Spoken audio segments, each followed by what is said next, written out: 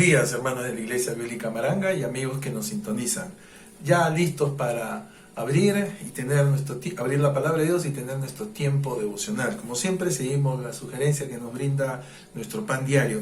La porción de este día nos lleva al Evangelio de Lucas y nos relata una porción que tiene que ver con la crucifixión.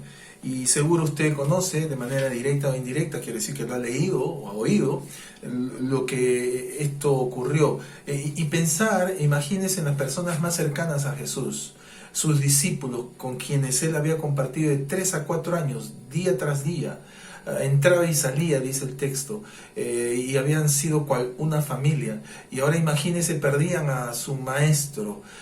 ¿Cómo se podrían sentir? Imagínense el dolor que podrían sentir. Y a veces puede ser tal el dolor que este mismo a su vez nos vuelve insensible hacia otras cosas. En esta mañana quisiera llamar su atención por unos minutos hacia el dolor.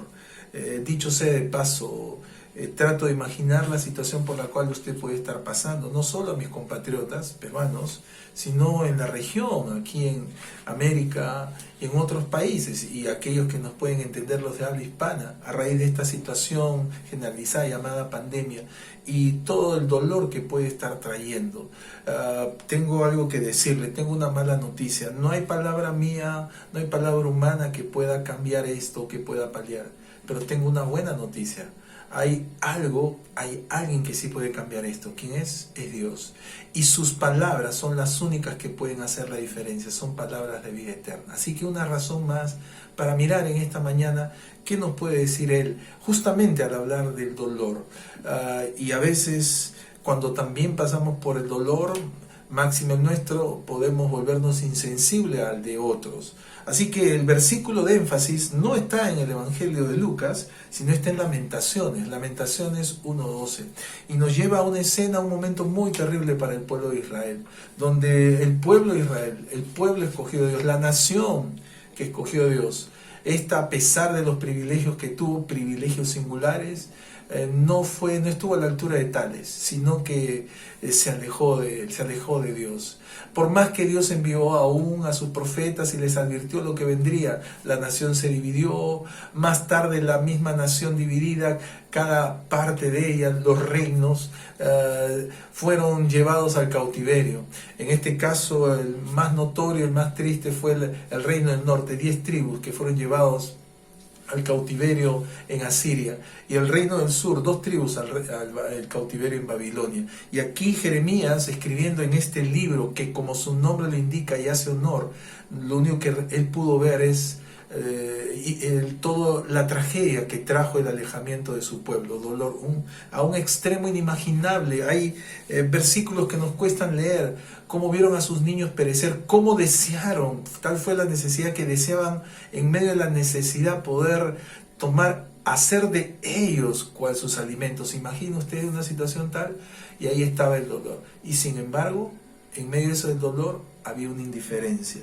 Así que la pregunta es, ¿cuán sensibles somos al sufrimiento ajeno? Dice Lamentaciones 1:12, ¿no os conmueve a cuantos pasáis por el camino? Mirad y ved si hay dolor como mi dolor que me ha venido, porque Jehová me ha angustiado en el día de su ardiente furor. A raíz de esto, del lamento, del dolor de Jeremías, él fue llamado el profeta llorón, un título que no le hace tanta justicia.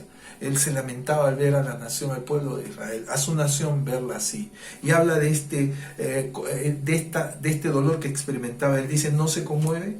Y sabe, el mismo texto nos va a decir en contexto cuándo pasa eso. ¿Cuándo suele pasar que no vamos a llegarnos a conmover? Cuando no queremos ver la realidad. Por eso él dice, mirad y ved.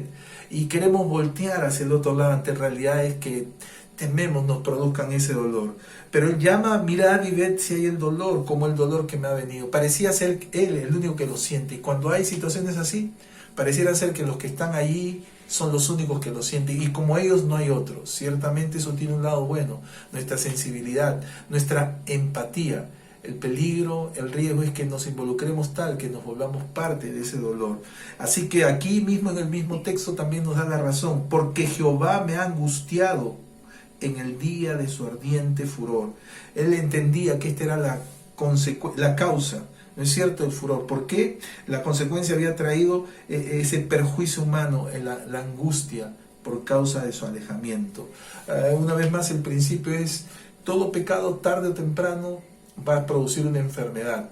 Algún tipo de enfermedad, aunque no toda enfermedad es consecuencia del pecado. Y a veces estos signos y síntomas van a ser en lo más profundo en el alma, como la angustia, la ansiedad, sufrimiento al fin. Y esta se va a hacer más notorio, por ejemplo, cuando el sufrimiento se traduce, por ejemplo, en soledad. Hoy vivimos en un mundo de una vorágine tal, que sin embargo se experimenta una soledad como en ningún otro momento, a pesar de los grupos, las cantidades, los grupos sociales, los clubes, las familias, los amigos, los barrios, etcétera. Sin embargo, una soledad. ¿Por qué? Porque esto tiene que ver con el tipo de sufrimiento, con la búsqueda que hay dentro de nosotros, con el dolor que experimentamos. Hoy los dispositivos como el que estamos haciendo uso nos dicen que sirven para acercar a las personas que están alejadas. Cierto, ese es su propósito, aunque algunos dicen que también sirve para alejar a las personas que están cerca. Qué paradójico. Hoy necesitamos recuperar esa sensibilidad ante el dolor, especialmente aquellos en los cuales su condición la vuelve más notorio, la soledad. Y repito, no tiene que ver con lo físico, tiene que ver con aspectos profundos del alma. Me imagino en esta mañana algunos de los que me oyen están mucho más relacionados con el dolor por causa de esta situación. Quién sabe, están solos, tienen algún familiar que ha sido afectado, o ellos mismos están afectados en cuarentena en algún grado de ello, o ya han sido visitados por la muerte, o peor aún, están solos y no saben qué hacer ante las situaciones y limitaciones. ¿Cómo será el día de mañana? Tremendas preguntas, no tengo las respuestas. Yo mismo me hago esas preguntas, yo mismo voy a Dios, pero a veces el solo pensar en eso me hace olvidar al que está a mi lado. Como olvidaron aquí otras personas y no se conmovieron, no miraron a otros. ¿Sabe qué? Como se ha dicho, así como nosotros transmitimos este virus, donde vamos lo llevamos, igual la única solución, el único antídoto, ¿sabe cuál es? La solidaridad. No hay mejor manera de hacernos bien que pensando primero en el bien ajeno. Y eso se llama empatía. Así que aquí un llamado, a pesar de que pueda ser lamentablemente una consecuencia de ruptura de leyes naturales o espirituales, a pesar de eso, ¿no os conmueve a cuantos pasáis por el camino? ¿Es posible que haya personas que no se conmuevan ante esta situación? Me temo que sí. Las noticias nos dicen, por lo menos en nuestro país, diariamente, que hay no solo centenares, sino hasta miles de personas que son tomadas presas por las fuerzas de orden. ¿Por qué? Porque sencillamente no quisieron respetar las normas legales del aislamiento social obligatorio. Ni siquiera podríamos llegar a pensar en hablar en solidaridad cuando aquí hay irresponsabilidad. Así que se requiere un compromiso mínimo de responsabilidad personal y luego para poder pensar en la solidaridad. A nuestro alrededor hay personas que están sufriendo, pero a veces preferimos mirar al lado. Quisiera decir una palabra para aquellos que están más cercanos a nosotros, a nuestros hermanos de la Iglesia Bíblica Maranga, a los creyentes en general. Quiero decirle que el sufrimiento no hace acepción de personas, no respeta a hombres o mujeres, niños o viejos, creyentes o no creyentes, no hay distingo. El dolor nos iguala a todos. Quiero decirle a usted, hermano en la fe, que un creyente nunca está solo, nunca, ni en el momento de su muerte. Quiero decirle que la alternativa, o más de estos dispositivos que nos brindan ayuda y siempre estamos ahí, está el dispositivo de Dios, la oración. Él no duerme, Él no se cansa. Él está siempre dispuesto, esperando nuestra comunicación. En ese sentido, como iglesia, estamos tratando de hacer nuestros máximos esfuerzos en lo posible para intentar mantener la interacción. Hemos cada día estamos tratando de brindar una lista de oración donde presentamos los pedidos urgentes, necesidades urgentes, donde todos podemos unirnos en oración, orar unos por otros, y vamos a seguirlo haciendo. También otras maneras de ayudar, como ya hemos indicado. Así que el tema no es qué hacen por mí, sino qué puedo hacer por otros. Como conoce usted la ilustración tan evidente de esta persona que lloraba porque no tenía las zapatillas último modelo y miró a su costado y había una persona que no tenía piernas. ¿No os conmueve a cuantos pasáis por el camino? No olvidemos mirar al costado también. Así que desde aquí mi ánimo, seguir poniendo nuestra confianza en el Señor. En Él no hay pierde. Él es el único que puede, que comprende nuestro dolor y puede consolarnos. Él es la fuente justamente de la paz. Él es el que puede, como dice el libro de Salmos, guardar aún cada lágrima en su redoma.